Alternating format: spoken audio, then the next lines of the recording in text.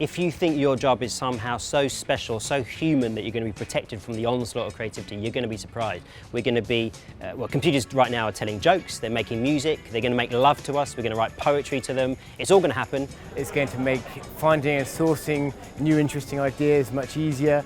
Technology creates the opportunity to engage with mass audiences in a more efficient manner.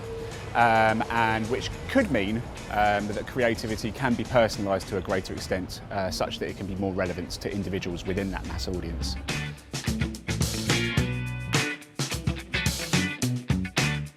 My instinct is to say no, because I think we have such amazing ideas and creativity from, especially from record-breaking people around the world. But data is really giving us some interesting opportunities to collate all the data and actually work out if we can do something different. I think ultimately technology should just give us more things to play with, so that should be more ways of being creative.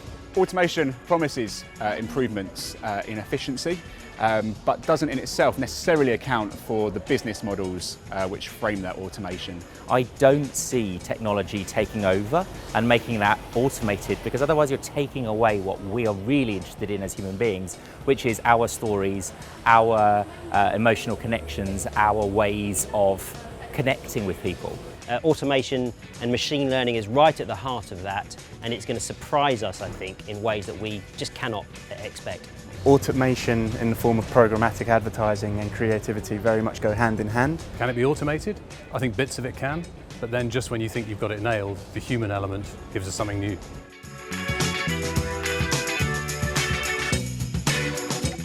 The technologies I feel which will certainly have an impact from a creative perspective have to be in the augmented reality, mixed reality, virtual reality space. Location data and also virtual reality as well. Again, kind of hot topics that are often referenced, but I think which buyers and sellers in advertising certainly are still working out how best to harness. The sheer ability of machine learning to come in and give that extra edge to experienced manufacturer is going to be really useful. Probably the best way that you can look to understand how you can build stories is actually to go back to the nitty-gritty of what type of content is available, how you can utilise content in different ways, and actually build those long-lasting connections between consumers.